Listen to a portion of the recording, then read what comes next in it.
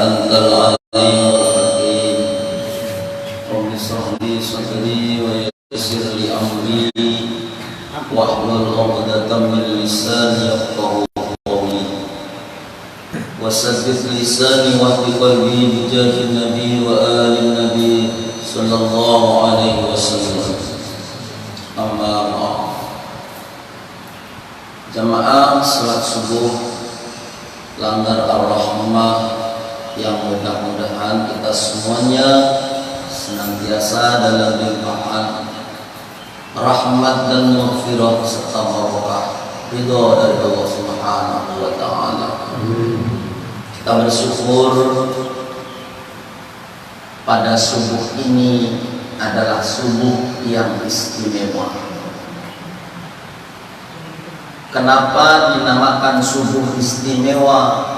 Karena kita berada di dalam bulan suci Ramadan, yang mana ibadah di bulan suci Ramadan itu dilipat gandakan pahalanya sampai 700 bahkan sampai 1000. Jadi kalau kita sekarang membaca tasbih sekali subhanallah, maka sebanding pahalanya membaca subhanallah 1000 kali. Maka istimewa bulan suci Ramadan. Hatam Quran sekali sama seakan-akan menghatamkan Al-Quran 1000 kali. Bersedekah 1 gelas aqua, maka pahalanya seperti halnya bersedekah 1000 gelas aqua. Maka saya katakan istimewa karena dilipat gandakan pahala kebaikan dalam bulan suci Ramadan. Tapi ingat, kita jangan terlena. Tadha'afatil sayyi'ah, begitu juga dilipat gandakan kejelekan. Kama tadha'afatil hasanah, seperti juga dilipat gandakannya kebaikan. Kalau kita membaca subhanallah sekali seakan-akan 1000 kali pahalanya, maka ketika kita mengumpat sekali, maka dosanya 1000 kali lipat. Jamaah sekalian dirahmati Allah. Yang kedua, subuh ini dikatakan istimewa karena subuh ini adalah subuh Jumat. Masya Allah. Inna yawmal jum'ati sayyidul ayyam. Sesungguhnya hari Jumat itu pimpinan daripada segala hari. Jadi kepalanya hari itu hari Jumat. Wahidul muslimin, dan hari raya bagi orang-orang muslim adalah hari Jumat. Maka subuh ini istimewa, alhamdulillah, karena Allah memberikan pertolongan kepada kita. Tanpa taufiknya Allah, tanpa hidayahnya Allah, mungkin kita sudah tidur habis sahur. Jemaah sekalian dirahmati Allah Subhanahu wa taala. Ibnu Abbas ditanya tentang 3 hal. Ya Ibnu Abbas, ma khairul ayyam wa ma khairus suhur? Wahai Abbas, hari apa yang paling bagus? Bulan apa yang paling bagus? Wa ma khairul amal, dan amal apa yang paling bagus? Maka Ibnu Abbas menjawab, khairul ayyam, hari yang paling bagus adalah hari Jumat. Wa khairus suhur, dan bulan yang paling bagus adalah bulan Ramadan. Kita sekarang ini berada di situ, berada di bulan Ramadan, berada di subuh Jumat.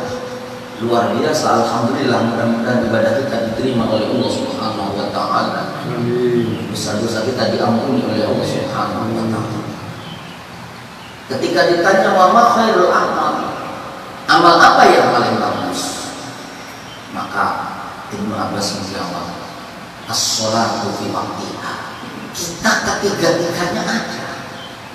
Salat subuh berjamaah tepat di hari Jumat, tepat di bulan suci Ramadan, tepat.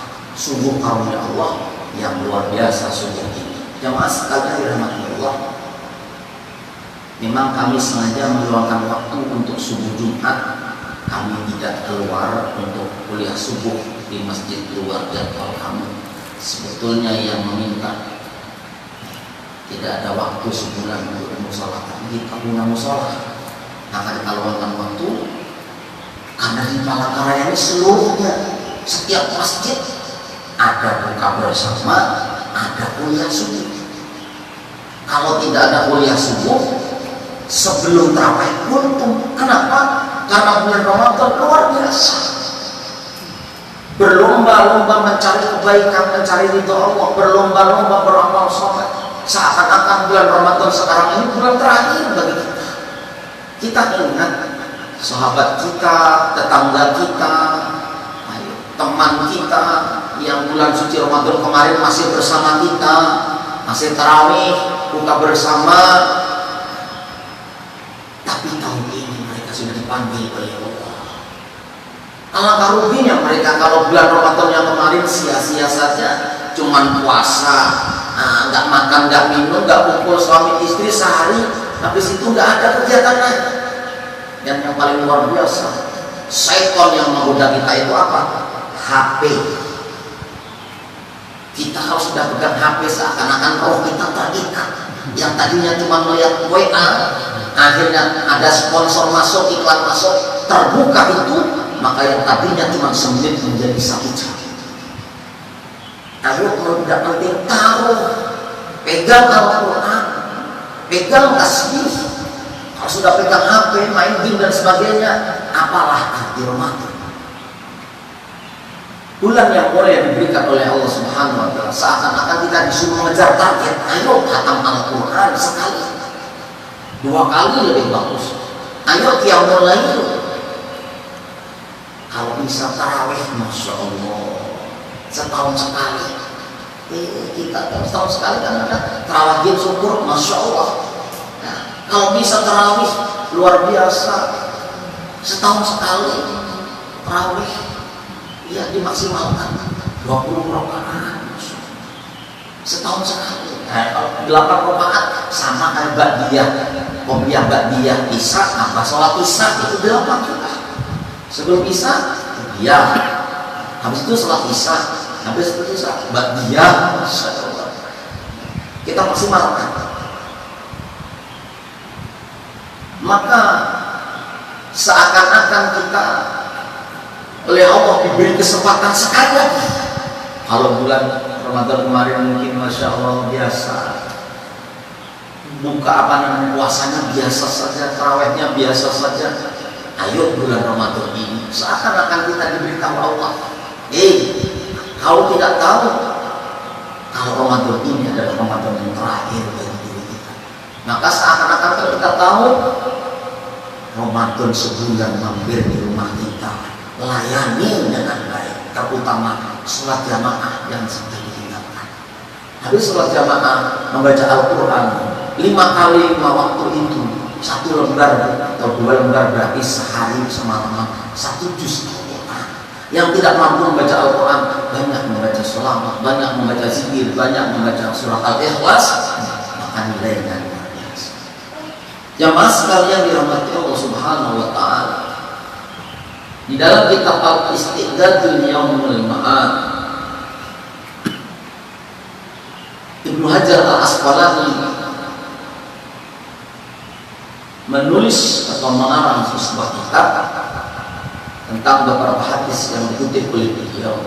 Hebatnya Ibnu Hajar Al-Asqalani ini, beliau menjadi muhaddis dunia, menjadi muhaddis ahli hadis.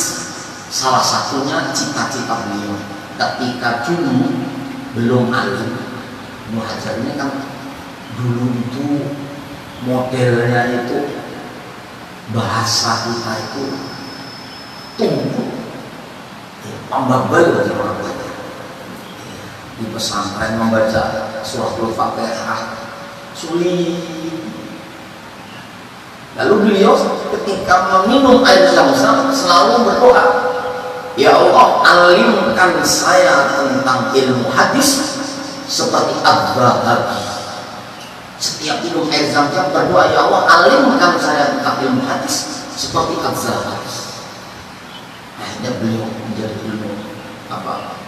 seorang ahli hadis. yang punya karangan yang fenomenal, yaitu Fathul Bari, adalah syarah daripada Sahih Bukhari. Apa jasinya? Minhu ma ruwiya an-nabi sallallahu alaihi wasallam annahu qala, diriwayatkan daripada Rasulullah sallallahu alaihi wasallam, Rasulullah sallallahu alaihi wasallam bersabda, khuslatani la syai'a afdalu minhuma, dua perkara yang tidak ada bandingnya, yang lain yang lebih utama daripada dua ini. Apa itu? Al-imanu billah wa naqlu lil muslimin. Dua perkara yang tidak ada yang lainnya sebaik dua perkara ini, kata Rasulullah. Apa itu? Yang pertama, al-imanu billah, iman kepada Allah. Maka kita masih diberi iman oleh Allah. Mudah-mudahan jangan dicabut iman, jangan hilang iman, jangan musnah iman sampai kita menghadap Allah, sampai masuk ke dalam surga Allah Subhanahu wa taala. Maka sampai orang mati kok tidak beriman, mati kok tidak membawa iman, sungguh celaka dan rugi serta binasa. Kalau kehidupan dunia kita tahu, ayo, dunia itu nikmatnya itu sedikit dan tidak ada. Sampai makan sate itu enaknya 10 tusuk apa 100 tusuk. 10 tusuk itu nikmat, coba 100 tusuk meja. Ayo, sampean umpamanya nikmatnya apa yang paling nikmat? Pakaian, baju, kendaraan, ayo, suami istri, itu kalau cuma sedikit dan cuma sementara. Yang nikmat terus-terusan itu di akhirat. Dan modalnya adalah iman. Iman kita memiliki iman diberi oleh Allah, maka peliharalah iman itu dengan beramal soleh. Karena beriman beramal soleh, karena beramal soleh imannya tambah kuat. Ada dari Islam, asal Islam aja, iman aja, tapi kalau tidak dipelihara, hati-hati. Banyak orang yang tadinya beriman dicoba oleh Allah dengan harta, maka hilang imannya. Banyak orang beriman dicoba oleh Allah karena ujian, mungkin keluarganya diuji dengan ekonominya, diuji dengan macam-macam tetangganya dan sebagainya. Belum mati sudah pindah agama, belum mati sudah pindah akidah, belum mati pindah akhirat. Maka jangan biarkan iman itu menipis. Al-imanu yanqus wa yazid. Iman itu bisa bertambah, iman itu bisa berkurang. Kalau sampai merasa beriman, pakai beramal soleh, pakai beramal sholat, maka iman tambah kuat. Kalau sampai beriman, pakai membaca Al-Quran, dengan membaca Al-Quran imannya tambah kuat. Tapi kalau seadanya, kalau sempat ya sholat, kalau sempat ya melanggar, kalau sempat ya maka iman itu akan menipis. Kalau iman akan selalu menipis, akhirnya kalau dibiarkan akan hilang dan musnah. Naudzubillah, sebelum mati iman sudah pergi dari diri. Maka yang paling berharga iman. Yang kedua, wanaqulil muslimin, bermanfaat bagi orang Islam. Kayaknya sepele kalimatnya. Wanaqulil muslimin, bermanfaat bagi orang Islam. Apa sih kata mudahnya? Punya kepedulian yang tinggi, punya empati yang tinggi. Kita kalau masuk masjid, ada kotoran, ada tai cacat, ada sajadah kotor dan sebagainya. Orang yang beriman dan kepingin mencari yang terbaik, memberi manfaat bagi orang Islam, pasti punya peduli yang empati yang betul. Nabi nggak melulu iman, wanaqulil muslimin, iman lalu manfaat bagi orang lain. Dan manfaat itu nggak harus jadi pejabat, nggak harus jadi ustaz, nggak harus jadi kiai, nggak harus jadi ketua masjid, nggak harus jadi ketua mushola, nggak harus jadi ketua RKM. Manfaat bagi orang muslim itu apapun kita kerjakan, yang pasti di situ ada manfaat bagi orang lain. Iya, jangan kita cuma, waduh kotor, masjidnya, waduh kotor masjidnya, oh bagian kaum, bagian itu, oh itu digaji. Alhamdulillah. Orang-orang dulu banyak yang tidak mengaji Quran, tidak mengaji kitab, bahkan ummi, bahkan tidak bisa melihat, tapi jadi wali Allah. Kenapa? Ilmu itu ada dua, ada ilmu awraq, ada ilmu adwaq. Ilmu awraq adalah ilmu yang dicari, yang ditulis di kertas-kertas dengan kuliah, pondok, menghafal minimal 15 atau 20 tahun ahli. Insya Allah ya sebodoh-bodohnya, setumpul-tumpulnya otak, kalau mondoknya lawas, sekolahnya lawas, insya Allah menjadi orang pintar dan intelektual. Tapi belum tentu menjadi kekasih Allah. Tapi banyak orang yang biasa-biasa saja, tapi karena wanaqul muslimin, karena banyak memberi manfaat. Kenapa? Ilmu adwaq, ilmu rasa, ilmu batin, ilmu kepekaan jiwa, itu jalannya kedua. Disumpah dengan menemani orang-orang alim, wal hikmah, dan melayani orang-orang soleh. Orang dulu itu yang ikut duduk ngaji, apa keperluan di situ, apa keperluan di majelis, dilayani. Karena orang kalau berhikmah, orang melayani dan menemani, itu menimbulkan turisul hal. Apa turisul hal?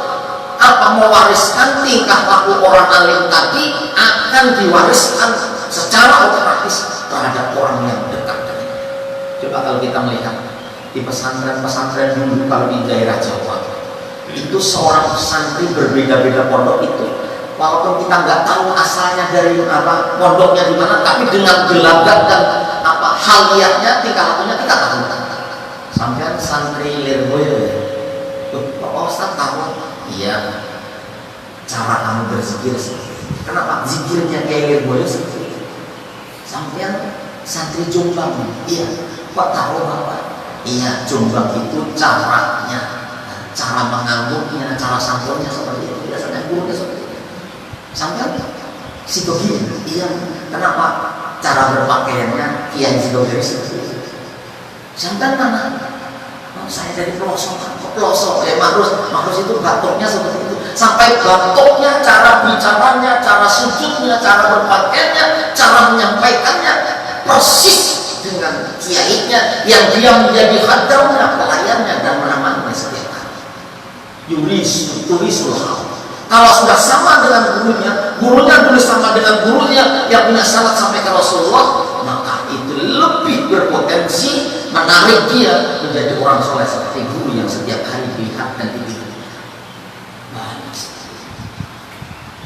Jadi kalau ilmunya ilmu syariah itu bisa dicari kuliah, mondok, S1, S2, S3 sampai ke Maroko, sampai Madrid bangun.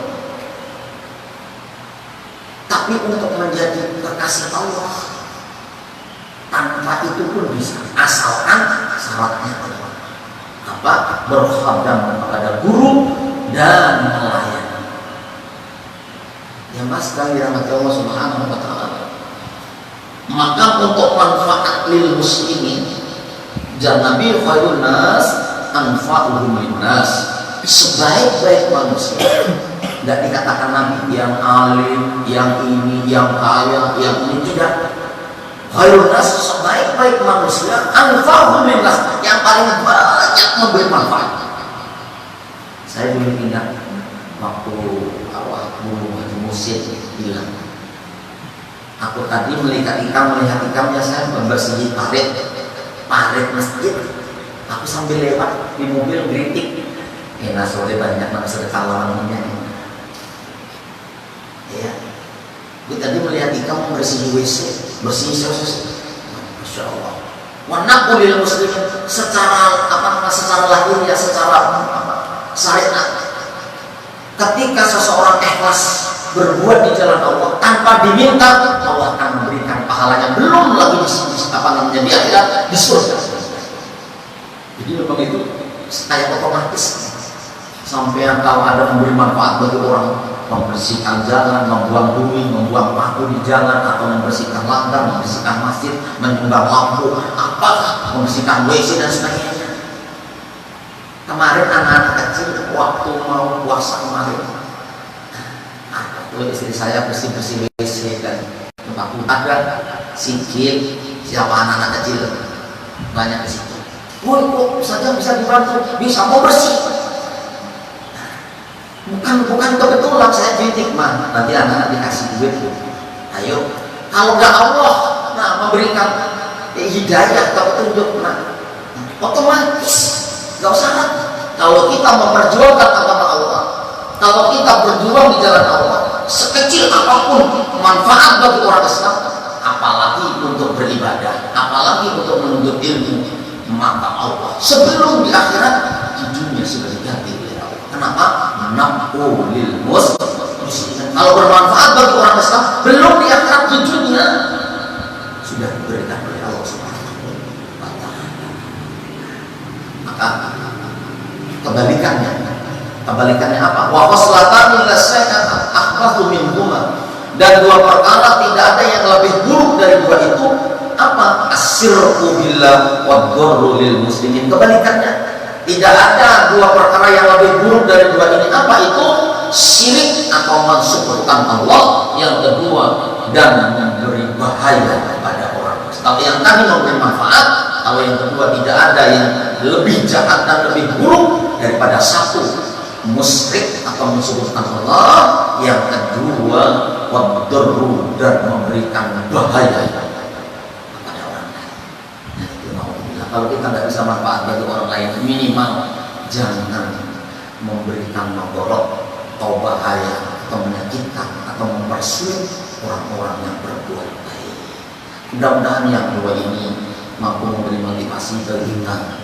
Kalau kita mau berbuat baik, tidak harus menunggu jadi orang pejabat, tidak harus menunggu menjadi orang yang alim, tidak harus menunggu menjadi ustaz, kiai dan sebagainya. Mari berlomba-lomba berbuat baik, khususnya bagi sesama muslim. Maka itu adalah mutiara yang terindah bagi Rasulullah. Bahkan Rasulullah mengatakan, Inna mabu'istu liutammima makarimal akhlaq. Saya diutus oleh Allah untuk menyempurnakan akhlak bermanfaat bagi orang-orang muslim dan muslim. Mungkin itu saja untuk subuh kali ini. Saya tahu mungkin sampai ada yang ngantuk dan sebagainya. Minta ampun dari kita halal dunia dan akhirat. Kita bertemu kembali insyaallah kuliah subuh Jumat subuh yang akan datang. Mudah-mudahan sehat panjang umur dan taat ibadah kepada Allah Subhanahu wa taala. Wallahu muwaffiq ila aqwamit. Assalamualaikum warahmatullahi wabarakatuh. Innallaha wa malaikatahu